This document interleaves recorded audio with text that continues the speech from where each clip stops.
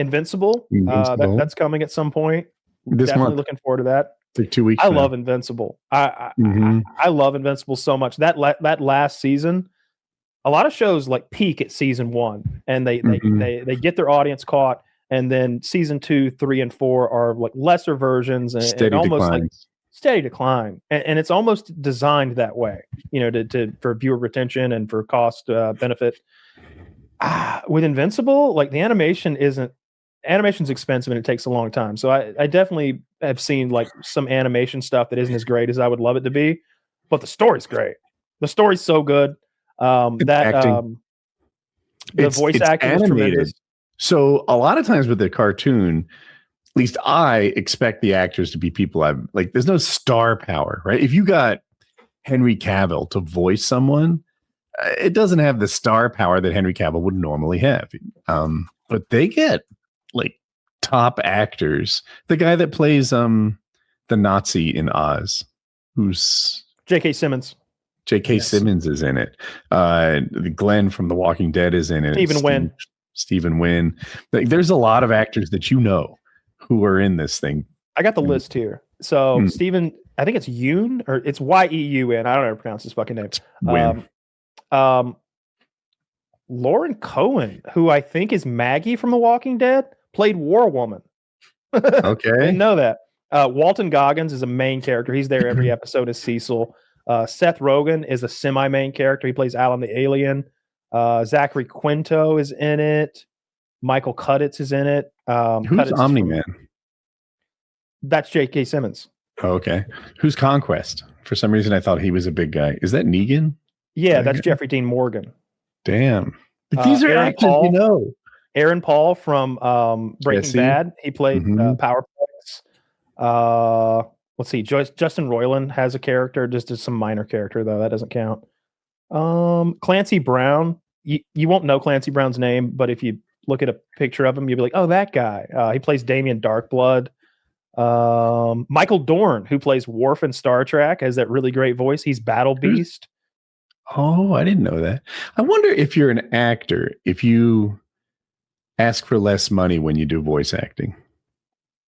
It seems John like Hamm. an easier gig. If you could just John show Hamm's up in your sweatpants, talking to the mic.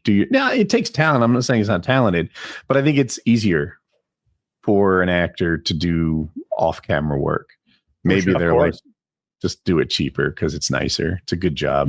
It's a lot more comfortable to do, I'm sure. Just being able to, like you said, to just be in casual clothes in a sound booth, acting with the guy, but not having to worry about there's no camera. And it's a lot cheaper to do another take, right? Because there's no camera. We can go all day here having this argument together until it's just right. Jeffrey Dean Morgan stole the show last season. That put new breath into the show. The Conquest fight scene. Conquest is so scary. Taylor, this show doesn't have plot armor. So during this Conquest fight where this big bad alien comes down to beat up our hero, I'm a little nauseous by the end of it with worry.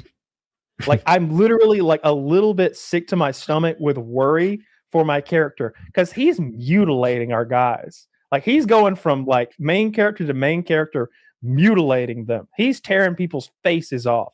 There's guts hanging out. He's stretching this little kid apart, literally tearing him apart. He's like, first your vertebrae start to separate. Then the skin begins to tear. Oh, I'm going to love this. I'm going to drink your blood. And it's fuck, this guy's the worst. Seems like a bad guy. So scary. He is a bad guy. He opens up about how he's lonely. Kyle tells the story better than I can, but he's like, I don't even have a name, just a purpose. I'm Conquest. And he's like, I was too good at my job. No one likes me. Everyone's scared of me. And he's fighting our boy. He's like a teenager doing his best against this man. And Viltrumites get stronger as and he goes, take it to your grave. And starts choking the life out of him. And it's I think he's going to kill Mark. Does Mark make it out? Spoilers. I don't want to spoil that. There's a rape coming next season if they follow the comics. That's going to be pretty awkward. Who is? I don't want to spoil it because because it's a spoiler. Is it but Conquest? You won't see it. Somebody's getting raped. And it's off-putting. You'll see. I know this. I don't think this is a huge spoiler, but our main character's girlfriend gets pregnant and she gets fat, and our main character like totally into it, likes that. Like he likes them thick. He likes them thickened up, and I think it's a funny plot point. She got it from her mama. Dude, I hope they don't make her fat. First of all, she's hot. She's like she's human perfection.